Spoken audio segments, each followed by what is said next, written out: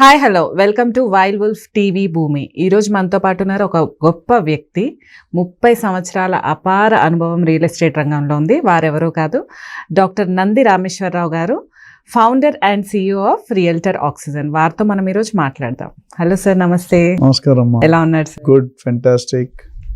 On top of world. Top of the world. మీతో చేసి నేను ఈ టాప్ ఐ వాస్ ఆ feeling. Top of the world అంటే ఒక చిన్న ఎగ్జాంపుల్ చెప్తాం బిఫోర్ వి స్టార్ట్. కరోనాలో yes sir, మాకు యాక్చువల్లీ వీఆర్ కేవీ కేంద్ర విద్యాలయ స్కూల్లో చదువుకున్నాం. Army, defence, navy, air force. Okay. మేము ఆ కేవీ గ్రూప్ అని ఒక 60 మంది ఉన్నాం across the globe. Hyderabad, Pune, Vizag అవన్నీ. So every month second Saturday night 9 to 12 జూమ్లో, గూగుల్లో కలుస్తాం. వావ్.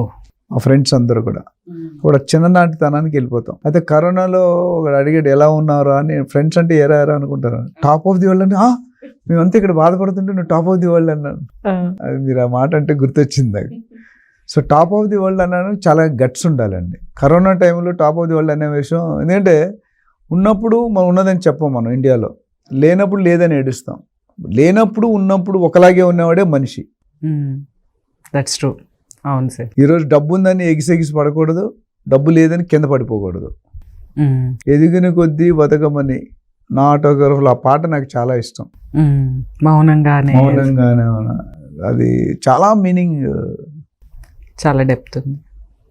That's true sir.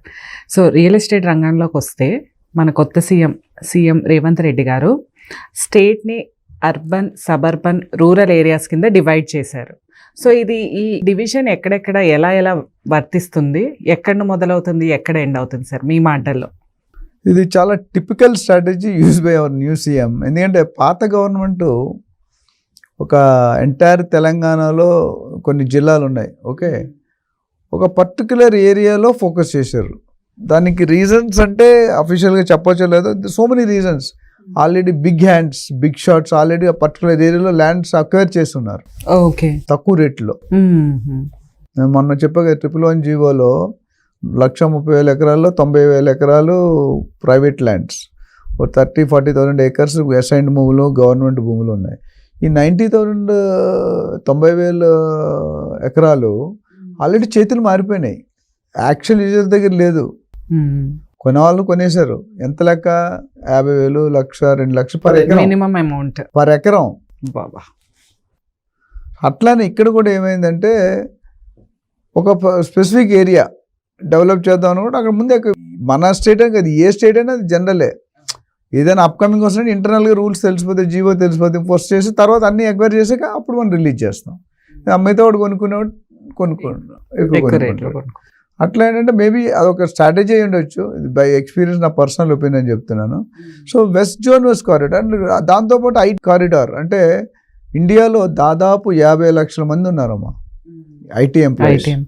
అందులో హైదరాబాద్లోనే 10-12 lakhs ఉన్నారు, బెంగళూరులో 10-12 lakhs ఉన్నారు. అంటే 40% of the total IT crowd in 2 cities. మిగతా 30 lakhs అనేది across the other, Chennai, other states.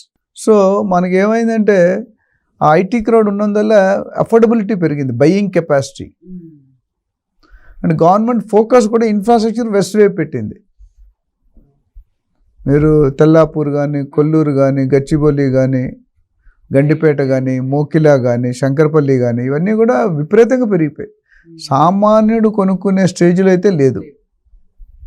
నేను చెప్తాను చాలా, మేము యాంకర్స్ కార్డ్ మీడియాలో ఉంటే కష్టపడి, అంటే మీకు ఎక్కువ డబ్బు ఉంటే మీరు కొనుక్కోవచ్చు, మాలాంటి కొనుక్కోవడం కష్టం, ప్రయత్నిస్తాం. సో క్లాసిఫికేషన్ ఎలా చేస్తుంటే ఈ గవర్నమెంట్ ఏమంటారంటే కొద్దిగా భిన్నంగా, కొద్దిగా ఒక డిఫరెంట్గా. ఇప్పుడు ఎప్పుడైనా చూడండి, పాత గవర్నమెంట్ చేసిన తప్పులు కొత్త గవర్నమెంట్ కరెక్ట్ చేసుకుంటుంది. అది నానాటి నుండి వస్తుంది, నాడు నేడు ఎప్పుడు కూడా. ఇప్పుడు గవర్నమెంట్లో ఒక హెడ్ ఉన్నాడు, మీ ఫ్యామిలీ హెడ్ ఉంటే హెడ్ని కొంతమంది తిడతారు, కొంతమంది పొగుడతారు. అవును, మీ నాన్నకు బుద్ధి లేదా, ఎలా చేసాడో అంటారు, మీ నాన్న ఎంత మంచిగా అంటారు. రెండు పబ్లిక్ అంటారు. మనం రెండిటితో వెళ్ళాలి. Because every person is not 100% perfect. మీరు పర్ఫెక్టా? లేదు. నేను పర్ఫెక్టా? కాదు. కానప్పుడు సో ఈ సీఎం సీట్లో ఎవరున్నా తిట్టడం అనేది సహజం. తిట్టేవాడు తిడతాడు, పొగిడేవాడు పొగుడతారు. బెనిఫిట్ అయిన వాళ్ళు పొగుడతారు, లేని వాళ్ళు తిడతారు, అంతే. ఇక్కడ ఏమైందంటే ఆయన మేబీ వారి ఉద్దేశం ఏంటంటే because he is also from real estate, రియాల్టర్గా కెరీర్ స్టార్ట్ చేశారు. 15-20 సంవత్సరాల ముందే గేటెడ్ కమ్యూనిటీలు కట్టారు, ల్యాండ్స్ కొన్నారు, అమ్మారు, ట్రేడ్ చేశారని విన్నాము ఆయన నోట్ అంటే.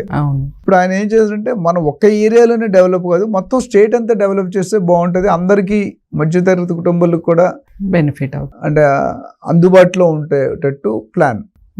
అయితే ఇది ఇంప్లిమెంట్ అవుతుందా లేదా అనేది బిగ్ క్వశ్చన్ మార్క్. అవ్వాలనే కోరుకుందాం. సో దాన్ని ఏం చేస్తుంటే మున్సిపల్ లిమిట్స్ నుండి ఓఆర్ఆర్ వరకు outer ring road which is 165 kilometres spread, దాన్ని అర్బన్ ఏరియా అన్నారు. ఓకే. దాని తర్వాత ఓఆర్ఆర్ నుండి triple RR is around 330 kilometres spread. It is called as suburban area. Okay. And triple RR to Telangana state border all the sides is called as rural area.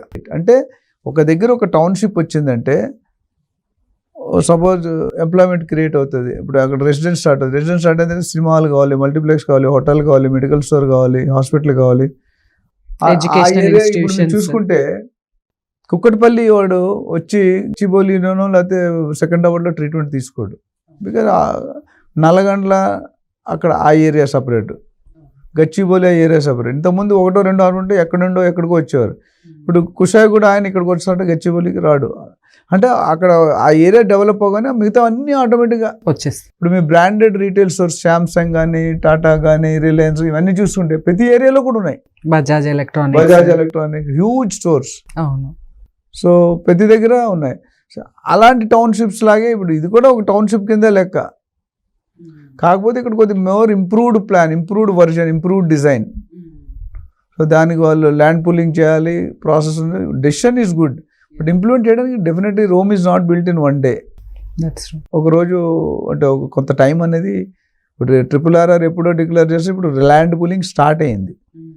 It's both central and state government project. Okay. చాలా మంది మాకు advisement కోసం వస్తారు, అంటే investment advice కోసం వస్తారు. ఇక్కడ పెట్టేస్తాను సార్, అక్కడ పెట్టేస్తాను సార్ అంటే. ఇప్పుడు బయట ఎస్పెషల్లీ ఎన్ఆర్ఐస్కి ఏమవుతుందో తెలియదు. Out side Hyderabad, out side Telangana వాళ్ళకి తెలియదు. ఏపీ తెలంగాణ కొద్దిగా ఇటు ఉంటాయి కానీ మిగతా వాళ్ళు ఎవరికి తెలియదు what are the latest develop. నిన్న ఒక ఆయన వచ్చాడు 2 crores ఇన్వెస్ట్మెంట్ పెడతానని. సార్ శ్రీశైలం హైవేలో కొనుక్కుంటాను అన్నాడు, which is now in totally disturbed area.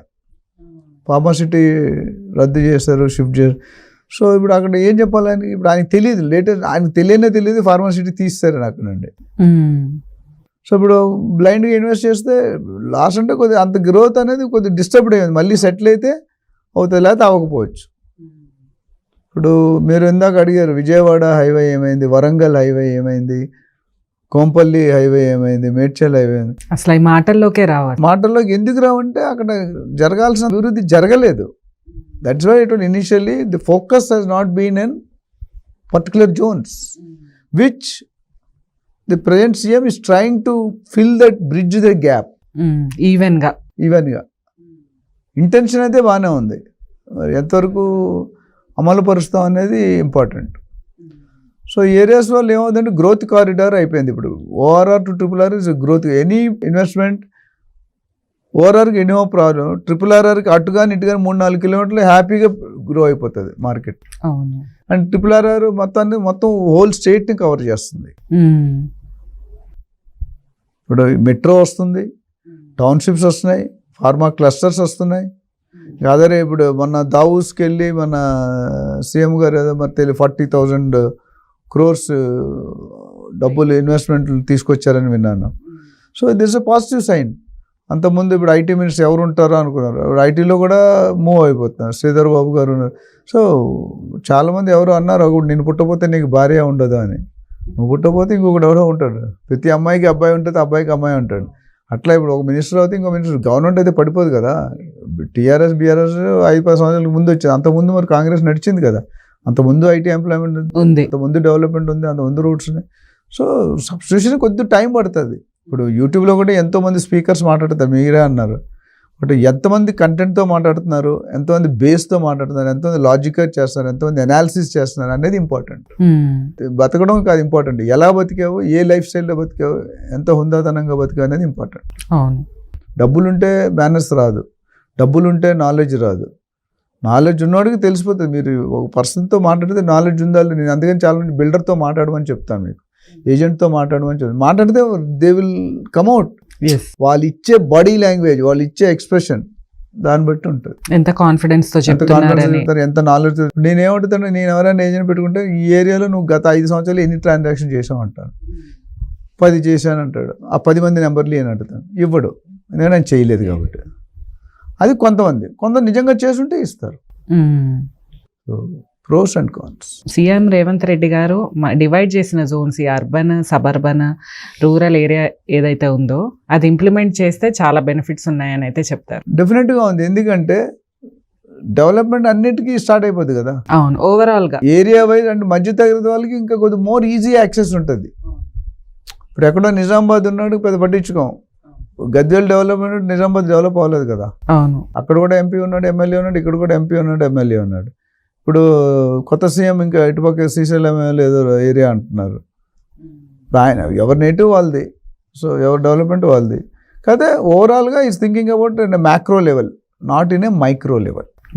అది సో ఇన్వెస్టర్స్కి అయితే నా ఒపీనియన్లో next 10 years the real estate is going to boom అని అనుకుంటున్నా. Definite. Now whatever is happening, what is our slow down ఏదైతే ఉందో అది it's temporary gap. It's going to bridge up. ఎందుకంటే 60,000 70,000 కోట్ల ఇన్కమ్ రియల్ ఎస్టేట్లో ఉంది. అది ఎందుకు వదులుకుంటారు? మేబీ ఇంకా ఎక్కువ అవ్వచ్చు ఇప్పుడు ఇన్కమ్. ఎందుకంటే ఇప్పుడు ఇంతకుముందు ఒక పర్టికులర్ వెస్ట్ జోన్లోనే చేసినప్పుడు ఇంత ఇన్కమ్ వస్తుంది రికార్డ్స్. అదే అన్ని జోన్లు చేస్తే డెఫినెట్ గా ఇన్కమ్ ఎన్నో రెట్లు పెరుగుతుంది. హెచ్ఎండిఏలో కూడా 7 జోన్లు ఉన్నాయి. ఆ 7 ఎఫ్ఎస్ఐ అంటే floor space index, every 1000 square meters G+2 G+4 permission ఇస్తున్నారు. సో కన్స్ట్రక్షన్ స్టార్ట్ అయిపోతుంది. అవును, HMD it self is giving. Population పెరుగుతుంది, డెఫినెట్ గా డిమాండ్ ఉంది కాబట్టి. సో మైగ్రేటింగ్ అవుతూనే ఉన్నారు పీపుల్. ఎవ్రీ డే ఏందని చెప్పండి 500-600 మంది every day they are coming. Maybe ఎక్కువ ఉండొచ్చు, ఇది పాత record. So we hope better to the Telangana state. It should be number 1 state in the country with the support of the government and all other dignitaries.